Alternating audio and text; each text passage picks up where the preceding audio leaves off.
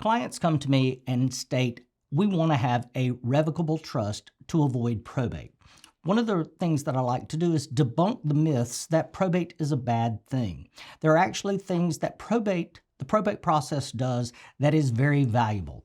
So let's first start talking about a tax term. That tax term is called basis. It's pretty easy to explain. So let's just assume, for example, I buy a piece of property for $100,000 and then I sell it for $150,000.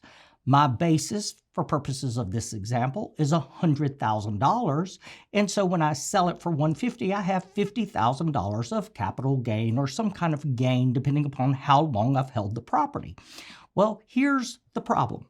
So many people that have a revocable trust, they have the assumption that they don't have to do anything when their spouse passes away.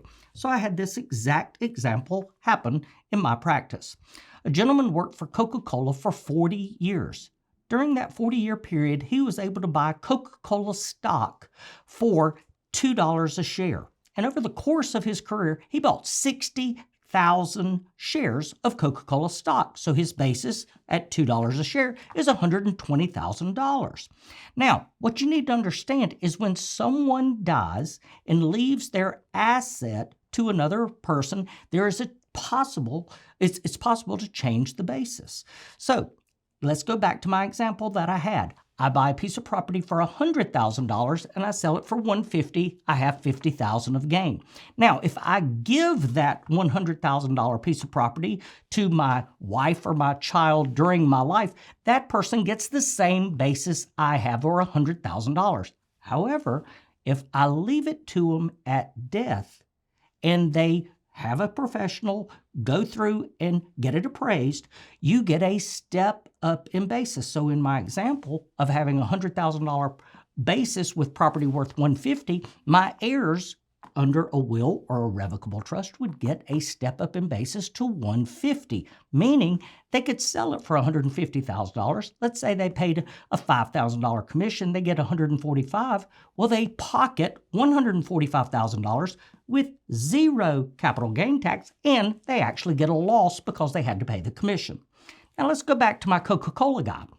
My Coca-Cola guy had a revocable trust, and so did his wife. And when he died, his wife said, guess what? I've got a security blanket. If you remember from the Charlie Brown cartoon in the 1960s, Linus had his security blanket. And that's what people are told with a revocable trust, that you don't have to do anything. Everything's taken care of. And I'm going to tell you, nothing could be further from the truth.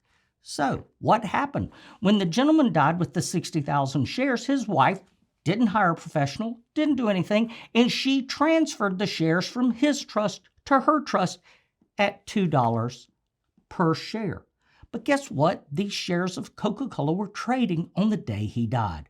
They were trading for $41 a share. So instead of her basis being $120,000, her basis should have been $2.46 million. She didn't take advantage of that, and so the broker didn't know any better, and he put as her basis $120,000.